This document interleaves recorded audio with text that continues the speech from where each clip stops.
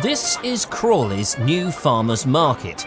The second one held in Crawley so far this summer, and it certainly seems to be received by the locals with much enthusiasm. From meat pies to watercress scones, you'll find everything you could wish for. And with a jazz band thrown in to add additional atmosphere to the event, Crawley must surely be onto a winner.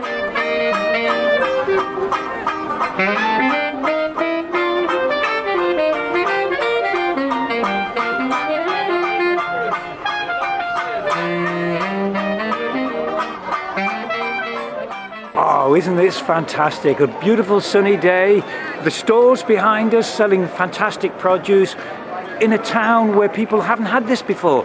What more could you want? We wanted a farmer's market in the town. We've always tried to get a farmer's market in the town. And when we first put it in, we put it in the high street, which is our market area. And that was there for two things. One, to bring a farmer's market in, and one, to draw footfall over to that side of the town. Regrettably, it didn't quite work. So we worked with the council, we got planning permission and street trading permission to bring it into Queen Square, which is the centre of the town. And our first market was 20 stalls, and it was cracking. This market is 24 stalls, and now look at it.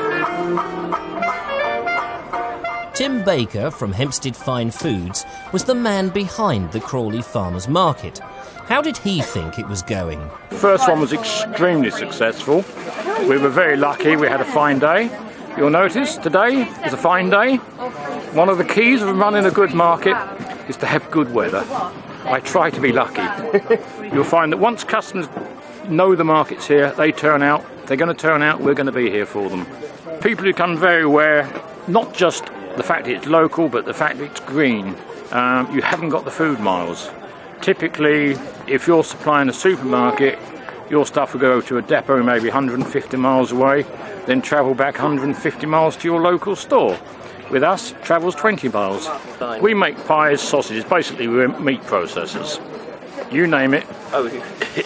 You name it. If an animal walks across a farmyard, we'll turn it into a pie. I mean, we make steak pies, pork pies, lamb pies, all sorts of chicken pies with mustard, chicken pies, bacon and leek, chicken pies with mushroom. We probably do about 30 varieties. Don't always have every variety on sale, but through the year it changes with the seasons. But there's always at least 12, 15 different types of pie on sale on my stall. My name's Gary Allen, and the company's RO Watercress. We produce our own watercress. My son grows it in Alresford in Hampshire, and we sell at this market with cooking done by my daughters and my wife. Watercress, I mean, we've all known it for many years, but it's reckoned to be a superfood now. There's more iron than spinach, more calcium than milk, equivalent weight, and more vitamin C than oranges. And it's recent tests have proved that it's very good with fighting cancers, particularly breast cancers. And it's just a very good medicinal crop, as well as an excellent tasting food crop as well. John, you're from Ringdon Farm. Where is Ringdon Farm? We're in Flimwell, halfway between Tunbridge Wells and Hastings. And what are you selling at the Crawley Farmers Market? I've got the apple juice that we produce on the farm and cherries, seeing as it's July.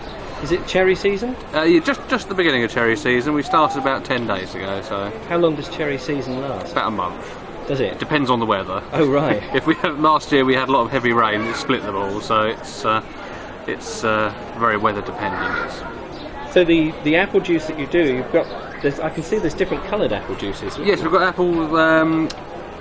We started off just doing the different individual varieties of apple. So we've got Cox, we've got Bramley that's sharp, Discovery it's medium sharp, Cox Bramley it's medium. Then we do about 31 different varieties in total. But we do the small bottles, and we decided to mix them with other fruits. So apple and strawberry, and apple and raspberry, and blueberry, and all sorts of different ones.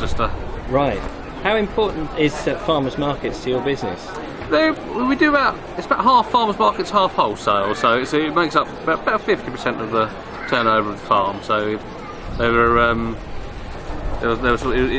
we struggled a bit before they came along, and now we do about 3-4 a week every week. So keeps us busy. My name's Ian. I work for a company called Olives and Things. People either love them or hate them. but it is something that as you grow older, your tastes do tend to change. Right. So we find that lots of little dots, youngsters, 2, 3, 4-year-olds, absolutely love them. And then as you go through your teenage years, they seem to go off them. But then once one grows up, You come back to them. you come back to them. At the moment, we're not growing them commercially in this country. Although in fact, in Sussex, they have started growing them, but just recently. So in the next sort of 2, 3, 4 years, they probably will be growing them in this country. We have 4 basic different olives. There's a Kalamata, which is from Greece. Okay. That's from a specific region in Greece, which is it makes for a very meaty, firm texture of olive. We then have a couple of olives that are Spanish, and we buy those in already stuffed, basically because it takes so long to stuff olives. But then the rest of them, it's basic. We use a Moroccan olive, which is just a basic green and black olive, Right. which we import in drums, and then that's where the things come in. So we've got the olives, and now the things are all the marinades. They're all homemade. We make them all ourselves. We grow our own herbs at the farm, and then we use local producers and suppliers for all the other ingredients to the marinades. Right. So it does become a very local product by the end of it. And that's how we tie into the farmers markets, because everything else that goes with the olives is locally produced.